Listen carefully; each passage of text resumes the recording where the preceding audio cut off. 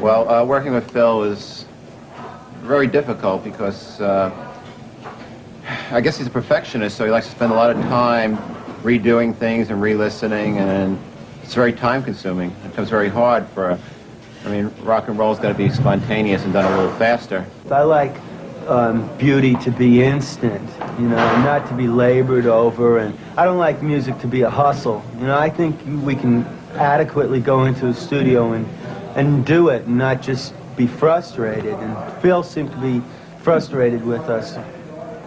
I think he's frustrated himself, really.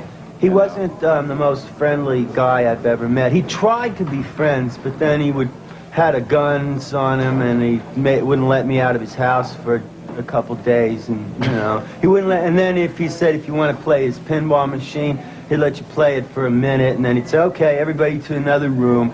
And I never met anyone like him, and I hope you know. Now, he's just too difficult to work with, and it's too costly and time-consuming, and in the 1980s.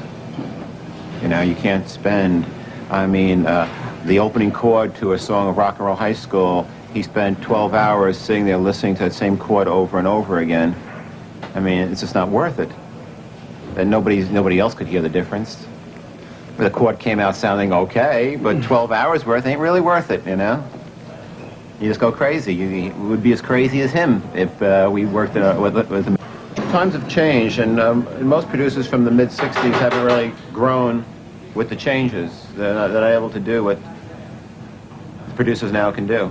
There's a new modern sound, and he doesn't have it. No.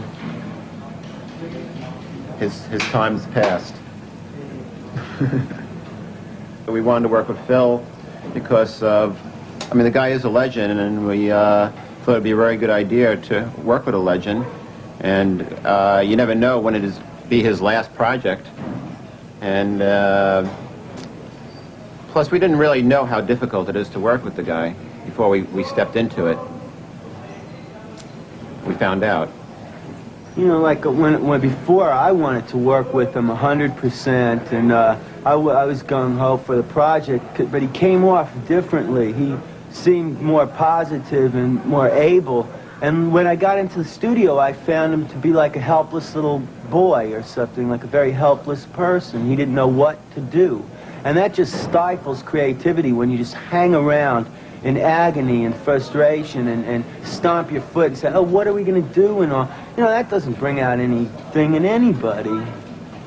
I guess faced with the project, he was very enthused, and then when she gets to that all of a sudden now it's the time, I guess then he must get a bit nervous about that all of a sudden it's getting near the time where he has to put out a project which is going to be criticized.